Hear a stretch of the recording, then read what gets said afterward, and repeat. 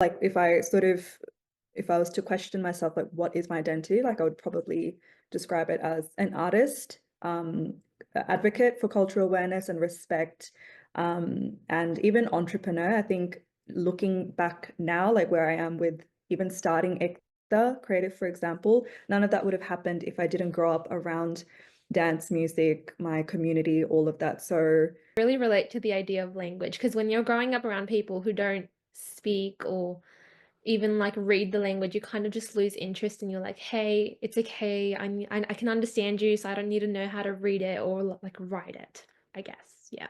And I feel like the disconnect has happened when the Western culture has come in and we wanted to fit in more with the Western culture, and we've kind of lost that connection to our own heritage, which has like had like a loss in us knowing our own culture in full depth, and understanding our culture and the traditions and the languages and all that. And because we are so limited in what we can actually access and what we are actually able to learn and engage with, we do inevitably feel a disconnect with the potential to which we could be connected to our own cultural roots.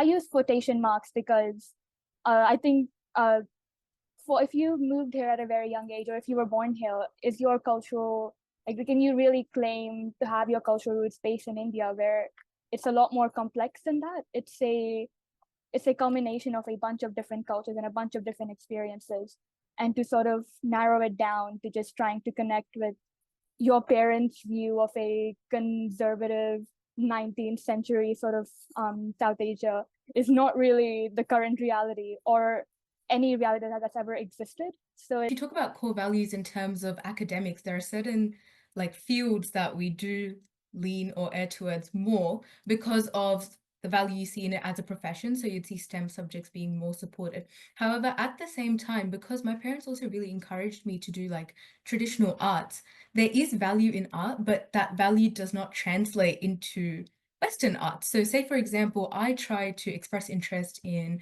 say, for example, I told my parents I want to do an art degree. They wouldn't see that as the same thing as me saying, oh, I want to do like a diploma on Carnatic music, even though I'm pursuing education in arts. We're not able to sort of get the other and more important art that we want to get out there, because nobody's interested in the female stories. They're not interested in the female protagonists.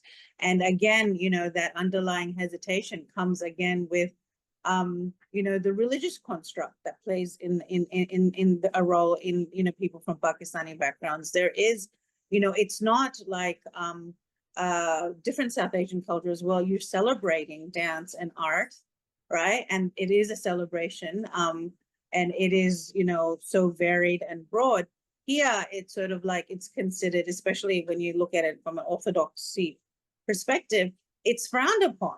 Right. So how do we get people? And what's happening is that where the youth, right, are feeling isolated, where they are ostracized because, being a Muslim isn't the best thing. Right. It's one thing. It's hard enough being a brown person. But and I'm noticing this with Muslim males. I know this is a female forum, but even with Muslim girls from the Pakistani background, being brown and Muslim isn't it's not something that you wear, with pride.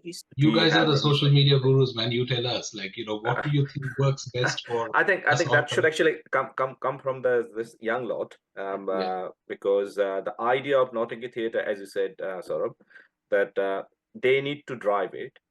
They need to be telling us what is actually working in the ground.